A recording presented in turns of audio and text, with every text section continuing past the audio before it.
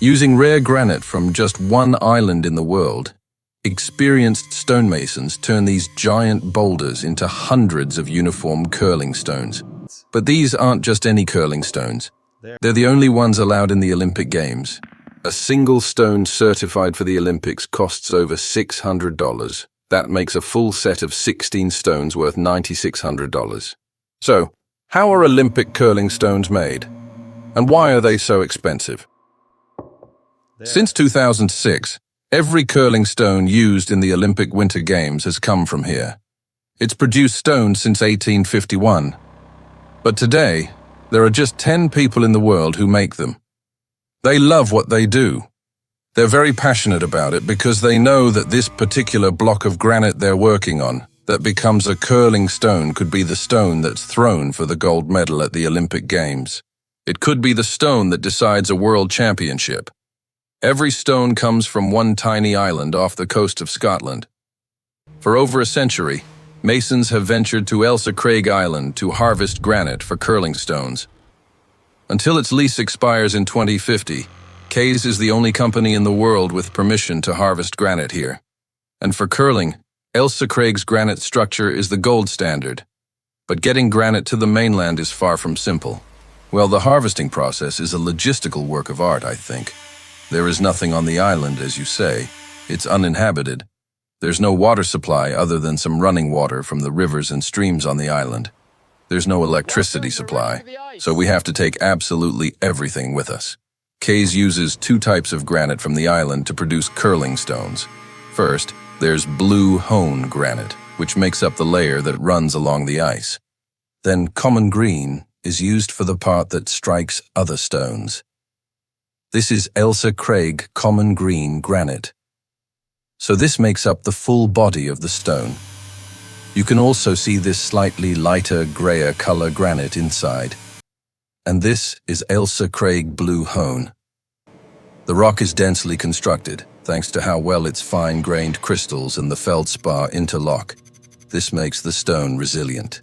While other rocks might crack or splinter, Ailsa Craig granite stays intact amid cold temperatures and collisions. Most other rocks will have imperfections, like veins that cut through the stone. And while it's not free from weaknesses, there aren't many throughout Ailsa Craig rock. Weaknesses make it more likely a stone will fracture upon hard impact, something that would upend a curling game. Before Kay's can begin making stones, each rock is cut into slabs. But not all the granite the company harvests is suitable for a curling stone. Sometimes areas of a slab have small imperfections that could cause it to erode or impact the game. It's generally because there's a flaw or a fissure or a crack or something in it. This is where the eye of the masons comes in. Throughout the process, they assess the granite and confirm it satisfies Olympic requirements. The slab thickness, we are looking for 145 millimeters, 14.5 centimeters, thick. Then that gives us the ideal depth for coring, which then allows us to shape the stone while retaining the weight. From the slab, Kay's marks only the best parts worth coring, which are the areas it'll eventually shape into stones. We've gone to a lot of time and effort to bring this resource from an island over to the mainland that we want to make the most effective use out of it. We can get boulders off the island that can be in the region of 5 to 7 tons. They will yield way more than 5 or 6 cheeses per ton. But if we average it out across a whole harvest, then if we get around 6 cheeses per ton, we're doing pretty well. They call them cheeses for no clear reason other than, I suppose in one respect, they maybe look like a Baby Bell cheese or something like that. I've never really thought about it too deeply, to be honest. While the process today largely depends on machines, it needs experienced craftspeople to see each stage through. The cutting process or the coring process is a skill and an art in itself.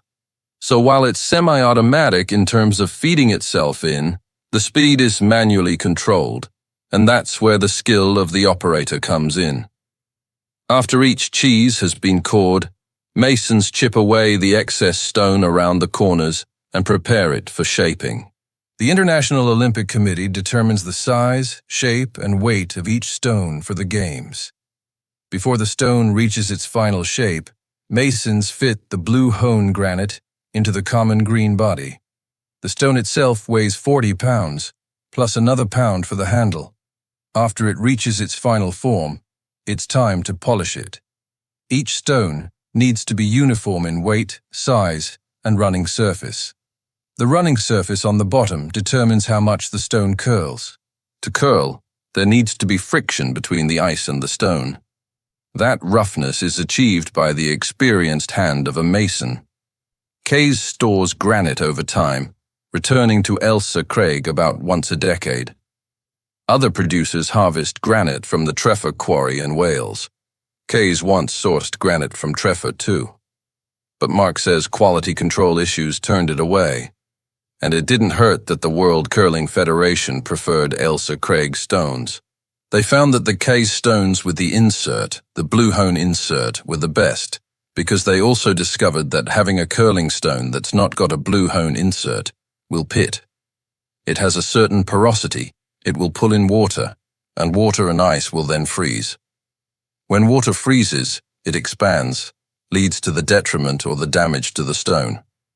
While curling has recently skyrocketed in popularity, demand for stones has fluctuated since the game began.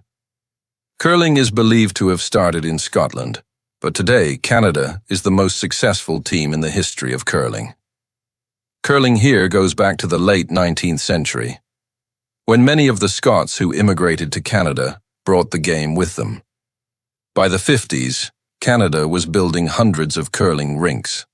Now retired, Jimmy Willie worked at Kays during this period and saw the company thrive before demand dropped again. When all of these new ice rinks in Canada were satisfied, the demand fell off dramatically. So we went from 25, 30 people, down to about between 5 and 10 people. A major component that's kept the game, and Kays, alive today, the Winter Olympics. When curling was put back into the Olympics, it was great. It was a momentous moment in terms of a curling stone manufacturer, because it suddenly opened curling up to the world.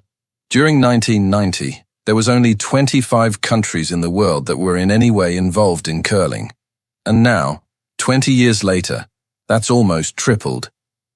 As of 2022, 67 countries compete in curling.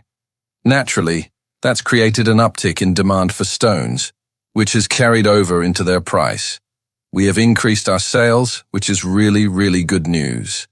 And having said that, we've also increased our cost, because we have to go back for granite more frequently to satisfy the demand.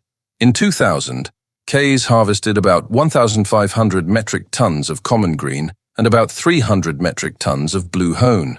13 years later, it took 2,500 metric tons of common green and 500 metric tons of blue hone.